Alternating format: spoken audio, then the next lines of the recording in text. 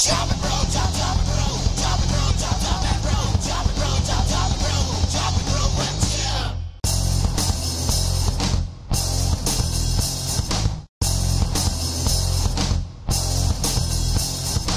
going on, everybody? Welcome to Chop and Brew. I'm here with Kris England, who is hungry. Oh yeah, well, you love tacos. I do. I love tacos. You're the head brewer at Bent Brewstillery. This is correct. In Roseville, Minnesota. Minnesota, not the California one. Right. All the way here, it's nice. I know when you Google Roseville, it's always like California. Like, do I look like I'm trying to figure out where the Grumpy's is in California? Yes.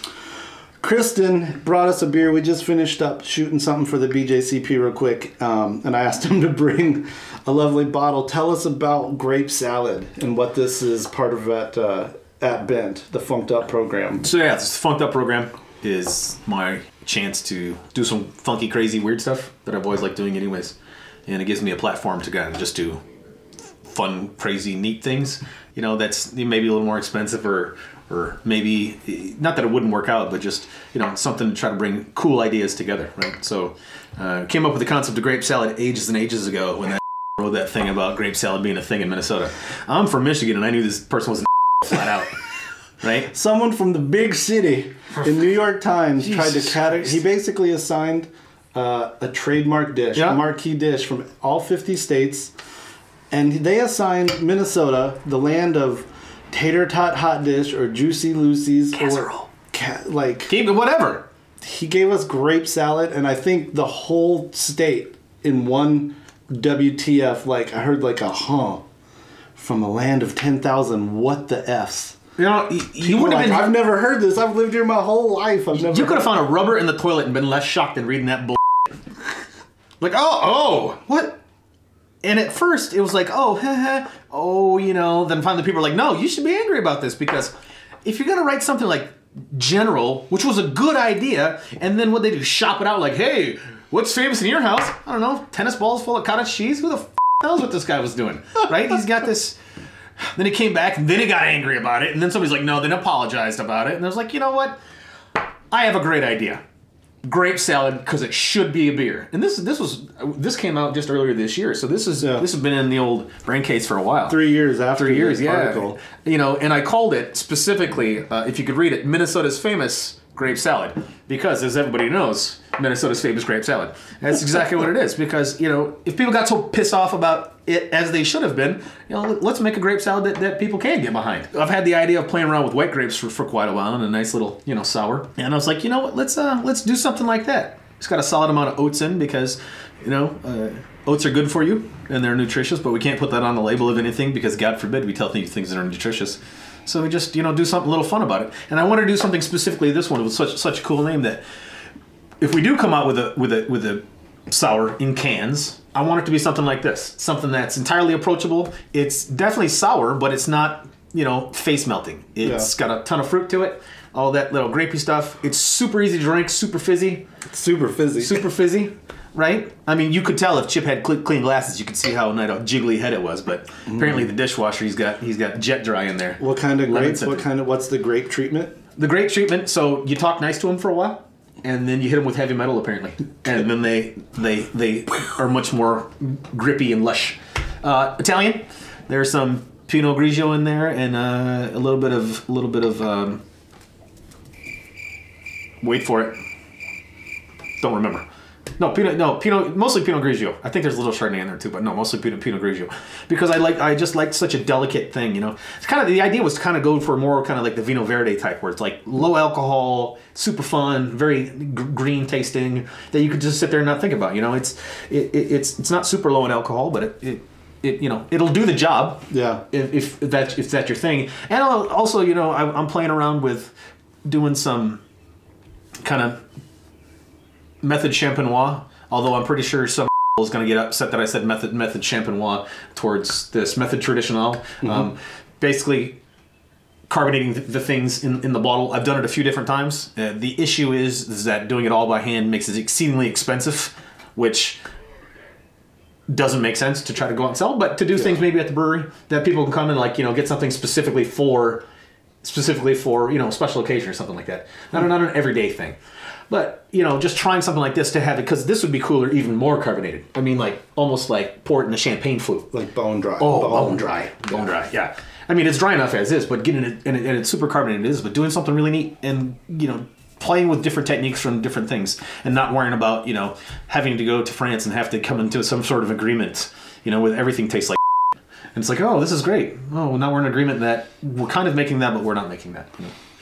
It's must or it's whole grapes? Must. And it's in secondary? It's part of the... Part of the primary. I like it in the primary better, yeah. So it's essentially, I'm failing my BJCP, but I think it's that's malt and something grape. It's a pine. Pinement's a mead, but I think it's more of the Italian, the new Italian one that we put, the Italian grape thing. That's closer to it, but this is sour. So this is kind of an oddball. But that's the idea, right? Not everything has to be there's not a thing for malt. Like malt and honey's braggot, there's not a malt and grape thing that I'm just... Well, the Italian ale thing, but no, not really. That's different than this. So, but you know, I've always liked the play of, you know, kind of fun Belgian yeast with grapes. I've done that a lot. I just making triples instead of using sugar, use grape must or use honey or use something like that. You know, kind of taking the exact same concept with the exact same ratios that you use sugar wise, but changing your sugar source. What's making this sour? Lacto standard, yeah. Just a straight lacto sour, nothing crazy. And the whole experiment was to do. Hey, Charlie, your girlfriend. You know what? She doesn't appreciate. Charlie's ruining this. Doesn't appreciate. Come here. So it's really something more of, you know, everybody, all brewers that I know of have their, you know, base beers for different things, right? So if I want to try a new hop, I have a certain IPA that I make that I just try a new hop on. If there's a sour I want to do or play with a new ingredient, there's a sour that I make, a pale sour that I make, and put some fun ingredient. So there's more than one funked up that kind of falls into this beer space, but it's the fruits, it's the buds, the funked up is just the concept of doing anything with lacto or bread or never PDO. I just cannot stand when it gets boogery. It just gross. Oh, I've done mixed firm. I have the mixed firms that I go to pour and it just snaps off, and I'm like, oh. I've purchased a few spontaneous ones in the last little bit because there's, you know, spontaneous is so big now, and that they were not done being sick. They were still very sick because, you know, as a brewer you can see in the bottle because you shake it and no bubbles come out. You shake it and it's like there's no like. So if you take a beer that's just normal and you shake it, you see the head pop up and it just falls back down because, you know, the cap's still on. Forced, yeah, but you shake it and it doesn't, like, this is flat. You go to pour it and it's like snot. Oh, and the texture. It's carbonated, but it's slime texture. It's just... Because it's so viscous, it's like choking out the carbonation? No, it's just that it doesn't jump out like it normally would because it's so... And you try it and it's like, oh, daddy, no. That's a beer with all PDO? Or no, it's just PDO will do that. Just if PDO's in there somewhere. It'll get cleaned up. If you have Brett in there, it'll get cleaned up pretty quick, as long as it's warm. So usually, you know, you'll see towards the cooler months, the PDO sometimes kicks in and it gets kind of snotty, and then you try like, oh, just warms back up. The bread will go in and chew up. Yeah. It happens, especially when you're doing mixed, like mixing a few different beers together, like a couple different spontaneous ones. Say you, or not even spontaneous, some mixed firm stuff that you have. And say, these barrels are fine because they've been through their sickness, and this barrel's like a fresh one, especially when you're doing like beer decoupage or something like that, where you're taking some old beer and some fresh beer and mixing them together. That fresh beer hasn't been through it, so these bugs are like, woo! And you're like, uh-oh, in the bottle, you're like, you're going to have to sit for a little bit. Tell the people where this is going to be, when? Is it out right now? It's out. Is this like... It's out. Okay. It's out. It's almost gone. Oh. We have just a tiny little bit left at the brewery, and it's all around the Twin Cities. No.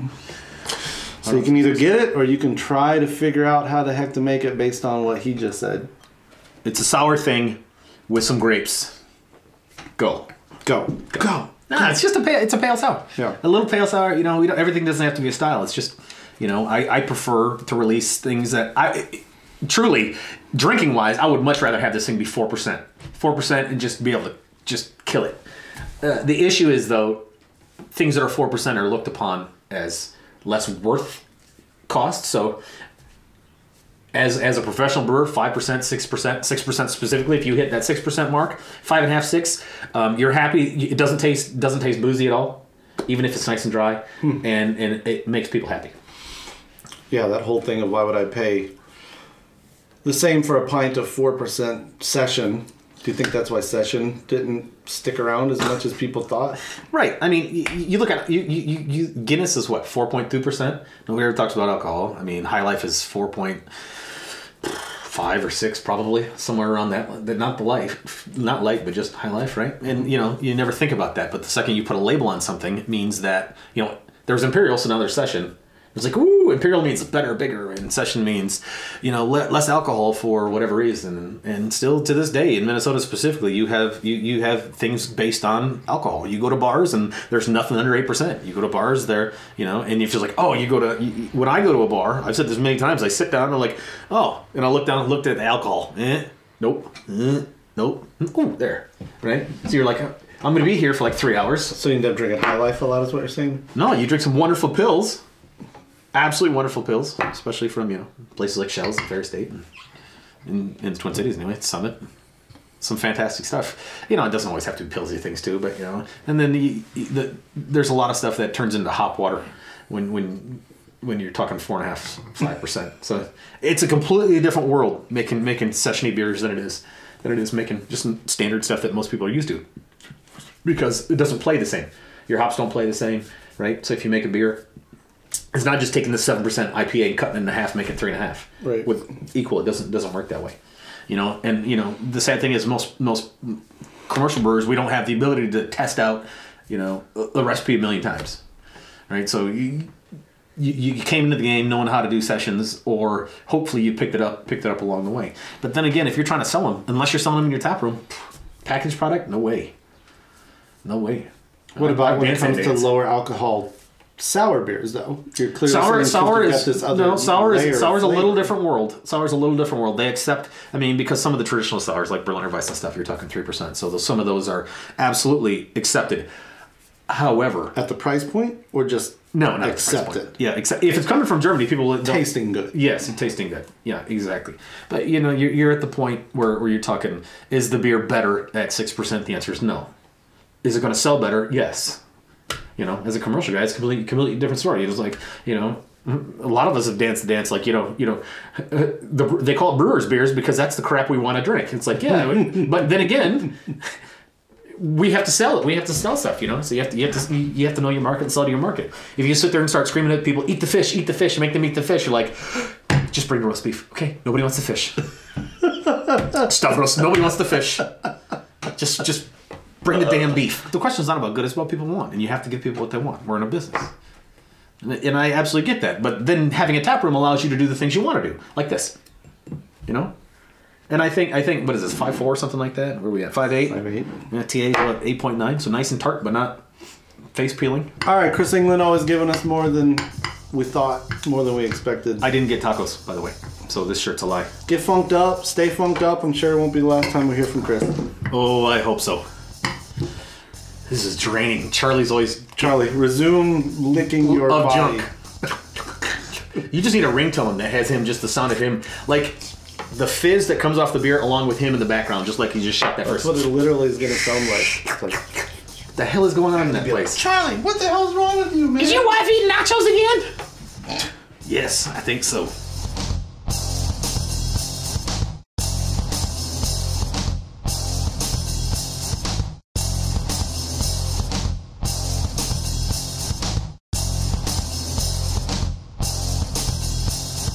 Without being entirely, hey Charlie, no, keep it down over there, bro.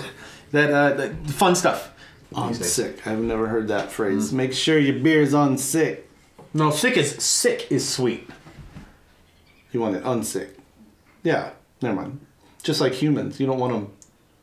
No, that hat is sick, and you're like, what? That's good, right?